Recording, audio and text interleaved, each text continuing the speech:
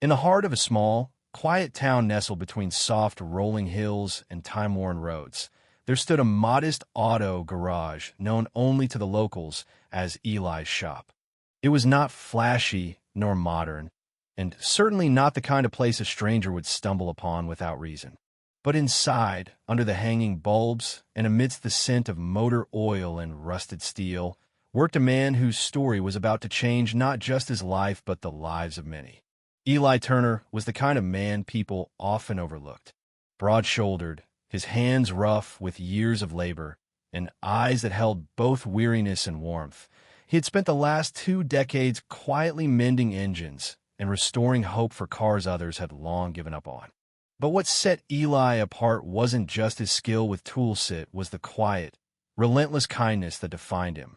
That kindness became legend on the day he met Sophie Lane. Sophie was only 8, small for her age, with dark curls and a laugh that had once filled every corner of her house. She had been in a car accident 3 years ago that left her paralyzed from the waist down. Since then, life had been a different kind of journey for her and her parents, Melissa and James Lane. They were good people, humble, hard-working, never asking for more than they could carry. But they carried a lot. On a late spring afternoon, Melissa had brought Sophie by Eli's garage, hoping to distract her daughter with something other than hospitals and therapy. Sophie had always been fascinated by cars, their motion, their noise, their freedom. That day, she rolled up in her wheelchair with eyes full of questions and wonder. Eli had been working on a stubborn transmission when he noticed her watching, silent and wide-eyed. He wiped his hands on a cloth and walked over, crouching to meet her gaze. "You like cars?" he asked with a smile. "I love them," she said, her voice light but sure. "But I'll never get to drive one." There was a pause, brief but weighty. It was a moment Eli would come to define as a before and after in his life. He looked at her, then at the busted go-kart frame in the back of the shop, and without saying another word, nodded to himself. "What if I built one just for you?" he asked. Sophie blinked. "For me." Eli nodded. "One you could drive. On your own. No pedals.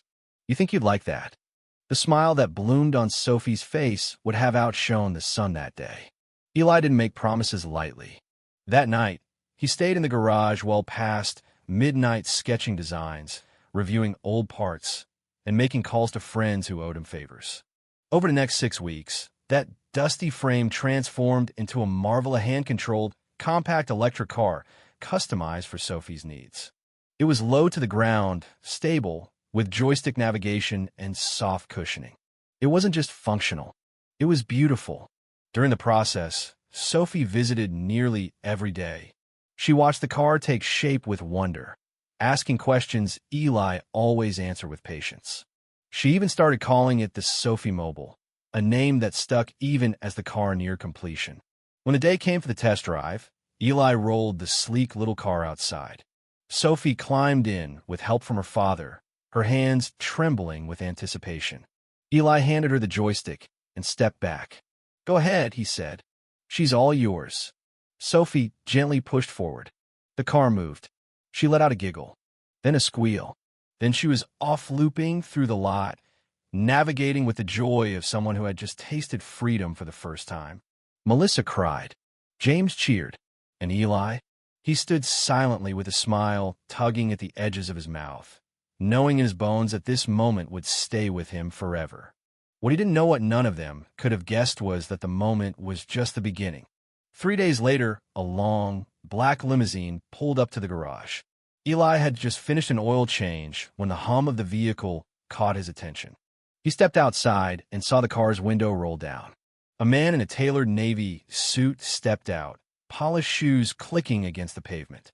"Mr. Eli Turner?" the man asked.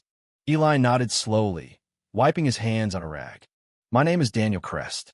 I represent Crest Velocity. Perhaps you've heard of us." Elias Tufurovith. Crest Velocity was a high-end automobile company headquartered across the state, known for pushing futuristic designs and securing celebrity clients. "I've heard the name," Eli replied. "Didn't expect a visit from it, though." Daniel extended a hand. "We heard about the car you built for Sophie Lane. And frankly, we're amazed." Eli shook his hand, wary but polite. "May I come in?" Daniel asked. Inside the garage, Daniel examined every detail of the Sophie Mobile, nodding in admiration. This is innovation, he said. Clean lines. Practical. Purposeful. But more than that, it's beautiful work. Eli watched him closely, unsure of where this was going. My boss, Daniel continued, Mr. Crest himself's interested in meeting you. He's been looking to launch a new line. Accessibility vehicles with purpose and soul. And your work here, it's exactly what he wants to invest in. Eli was stunned. Daniel handed him a business card, sleek and embossed with the Crest Velocity logo. We'd like you to come to HQ. Talk possibilities. Talk future. For the first time in years, Eli found himself without words. That night, he told Melissa and James about the offer. They were thrilled. Sophie, more than anyone, was ecstatic. You're going to make cars for kids like me, she beamed. Eli took the trip the following week. At Crest Velocity headquarters, he met the enigmatic founder, Michael Crest. Tall, silver-haired, with an intensity that filled the room, Michael listened intently as Eli explained his process, not just how he built the car, but why. Michael nodded, then leaned forward. I want you to lead our new division, he said. Full control. Your vision. Our funding. It was a dream offer, but it came with an unsettling caveat. We'd also like to purchase the Sophie Mobile, Michael added casually. For research, of course. Illicitative. It's not for sale. It belongs to Sophie. Michael's smile remained fixed, but a shadow crossed his expression. We could offer her family a very generous deal. Eli left the meeting with mixed feelings. The opportunity was real, but something felt wrong. His doubts were confirmed 2 days later when Sophie called him in tears. They came to our house, she said softly. They offered my parents money for the car. Said it was important to their research. But I said no. I told them it's mine. Eli's heart clenched.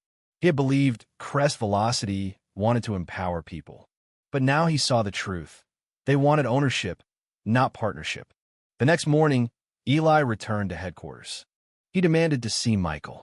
Inside the executive office, he laid the business card on the desk and said, I'm walking away. Michael blinked. You turn this down? For a little girl's toy car. It's not a toy, Eli said firmly. It's freedom. And it's hers. Michael's mask slipped. You have no idea what you're giving up. I do, Eli said. But I also know what I'm keeping. He left without a contract, without an offer, and without regret. When he returned to the garage, Sophie was waiting. Are you still going to build cars? She asked. He knelt beside her and smiled. I am, but not for big companies. For people like you. Word of Eli's choice spread fast. The story of the mechanic who turned down millions to protect a little girl's dream caught fire online. Donations poured in. Mechanics from around the country offered to help. Within months, Eli's tiny shop had transformed into Sophie Works, a nonprofit dedicated to building adaptive vehicles for kids and adults with mobility challenges. Eli never became a millionaire, but he became something else, really a symbol of integrity in a world obsessed with profit. And every time Sophie rolled into the garage, her laughter echoing through the space, Eli was reminded of a truth that few understand. Sometimes building one small car can start a movement.